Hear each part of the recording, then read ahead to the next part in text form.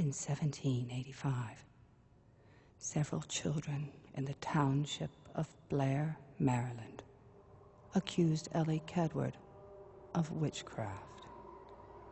She was found guilty and banished in the middle of winter.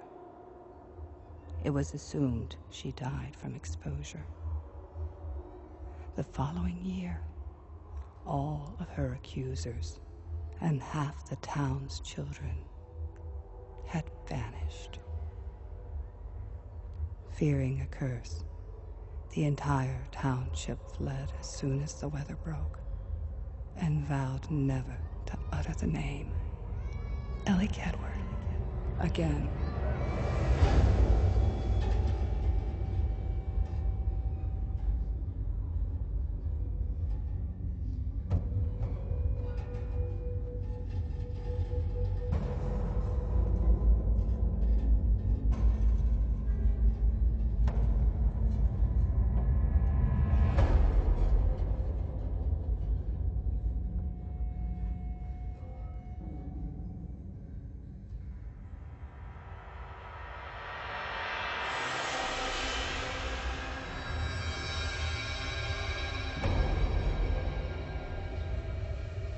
So, you look a little blurry there. Let me zoom out on you.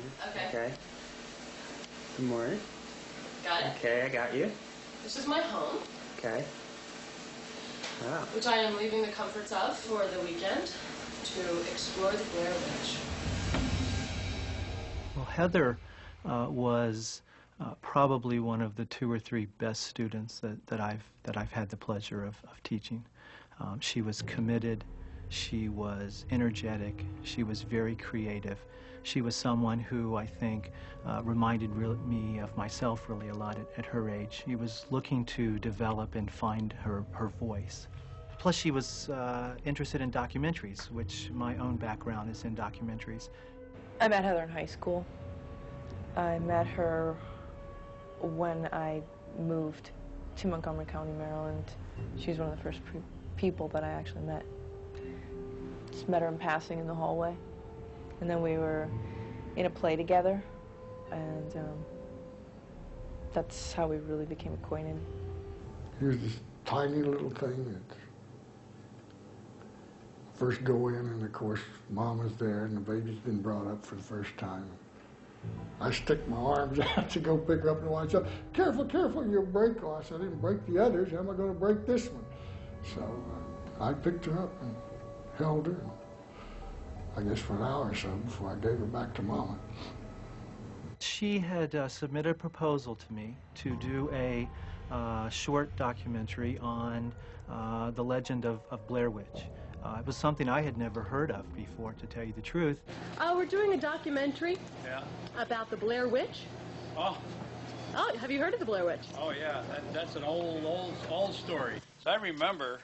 Here was a legend that had developed in this area over a course of a couple of centuries.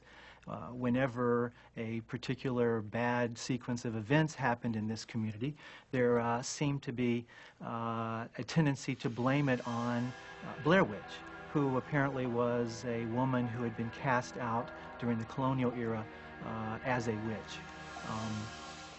It seemed like a great opportunity to interview people who had been passing down this legend for a couple of centuries, really. Could you just run it for a couple of feet for me so we can check that it's okay? Sure. Joshua was more glitz.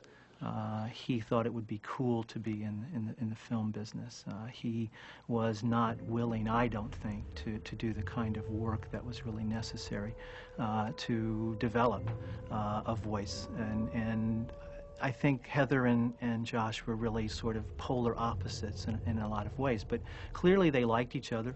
I didn't know Heather very well. I think I guess I really only met her once, and that's when she was talking about the Blair Witch documentary and going into the woods and wanting Josh to be a part of that.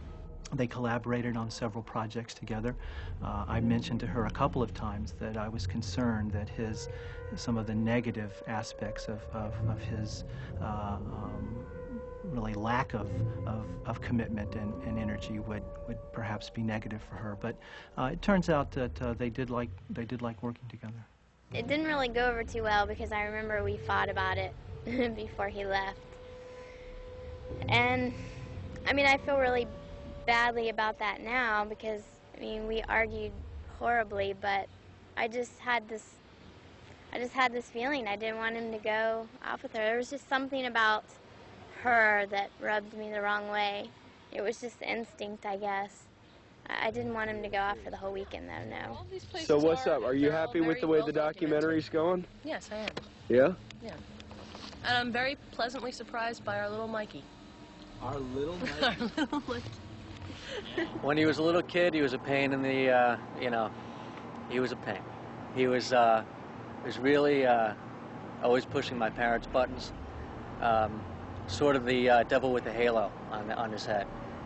We had the golden rule of no cursing in the house, and of course he'd have to walk by and slip out the little ones. Nothing bad, but he was always sort of, you know, on the side, and you know, they'd catch it, and then he'd catch it. So he was always that kind of character. I met him a couple of times, actually. Josh used to go out with Mike to, you know, go drinking and stuff, and but I wouldn't say I knew him really well. The last night I saw him, he was excited. He was really happy with himself. He came into the house. He was all packed and ready to go for the next day. And we sat down, we had a cup of coffee together, and we talked about the whole thing. And he really didn't know too much about it. That's what they were going to find out. But it was something that he really felt that he loved doing. You know, doing the sound equipment stuff, and you know, I just told him to go out there and be happy, make yourself something. I could help you, but I'd rather stand and record. Okay. Packs are on. Rocket. We're ready to go. We gotta go up to the shack, the shanty. Yep. Wow.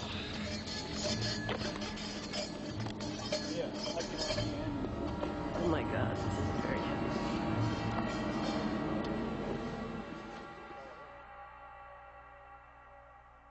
The search of the 3 missing Montgomery College students continues in Frederick County tonight as dozens of volunteers and state officials join local forces in what has now become a full-scale search of the Black Hills area.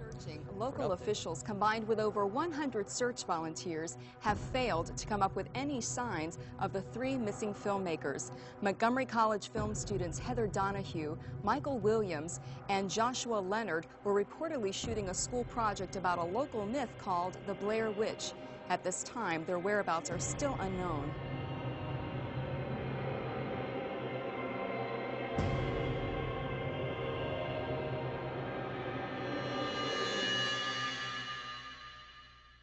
Josh feels it's necessary to look at the map now, even though I know where we're going, and we're going straight ahead up there. If you've known where we're going, we wouldn't be hiking like... We're in the middle of the woods. Some of it is off-trail hiking. I have harbored some guilt because as I looked back over the proposal later, I realized that I had neglected to notice that Heather had suggested going into the woods for a couple of days working on the film. We started to wonder the next day, and my parents started panicking, and for weeks after that it was just numb. I don't really remember feeling too much other than numbness. When I saw her mother, that's probably the first time I really felt it, and I started to cry. The only piece of evidence found by police was Joshua Leonard's car, parked on Black Rock Road. We checked the car over completely, never found any clues with the vehicle. We checked with witnesses that may have seen the film students, and we can never locate them. The Black Hills search of 3 missing filmmakers has been called off. 10 days and thousands of man-hours have been unable to produce any clues to the cause of the mysterious disappearances. Family and friends of the Montgomery College graduates are holding on to the hope that someone or something will provide some answers. Well, when the story turned into a really big story, I went to the sheriff's office and I tried to talk with him, and he's really been no help. I mean, it's I joined the search party, and I called when we didn't find anything on the search party, and I told him I thought we should still keep looking because I know there are clues out there. You know, I still go out and I still look, and I know there's something out there. He's talked to me a few times, but he doesn't want to hear anything I have to say. December 12th, 1994. Dear Sheriff Cravens, I have tried repeatedly to reach you on the phone, but you have not returned any of my calls. You and I both know the history of Burkittsville and the events that have earned our town its peculiar reputation. Past events have proven that something evil resides in the Black Hills that surround us. The same Black Hills that those 3 young people hiked into a few months ago and never came back from. I urge you to look to the past for the answers you seek. Sincerely, Dottie Fulcher. They won't tell me anything.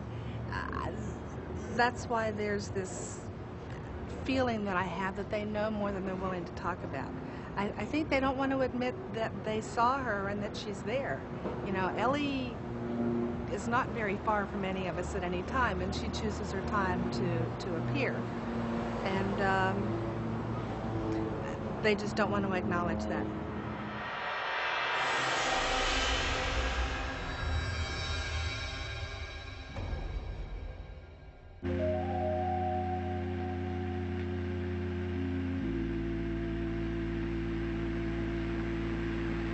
My name is Lucan Johnson, and I'm a witch.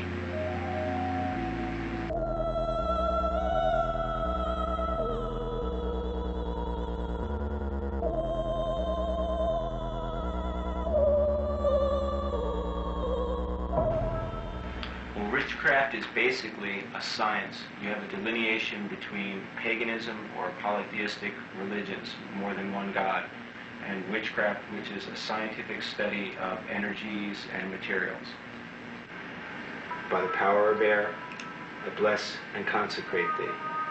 From the goddess to the god, so mote it be. Wiccanism is a new religion.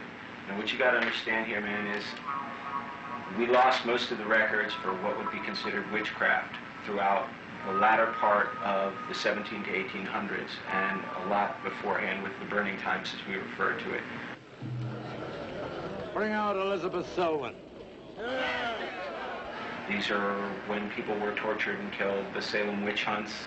Simple case of bad bread, the grain in the bread caused hallucinogenics. You get a bunch of kids hallucinating that someone is making fun of them or torturing them, and of course parents are going to react in a protective manner, and before you know it, people are dying by the hundreds because so-and-so did something evil. Wait! Most of the time it wasn't anything to do with evil. These were people that were trying to help through either natural lore, herbalism, any kind of medicine that may not have been standard practice. Burn the witch! But by the Revolutionary War, these trials, which were quite common at the time, had somewhat faded out, and witchcraft was a thing of the past, except in the rural areas. And there we had a lot of superstition among the populations, and people still practice witchcraft. 2 examples come to my mind, one being a 1786 case of the Blair Witch of Maryland, and the other one being the Bell Witch of Adams, Tennessee in 1817. Now, while both of these cases are interesting academically, I find the Blair Witch of Maryland the most colorful. I mean, what's your take on the Blair Witch at this point? Do you think she exists? I don't know. This is Burkittsville, formerly Blair. It is a small, quiet Maryland town, much like a small, quiet town anywhere. Well, I'm Bill Barnes. I'm the executive director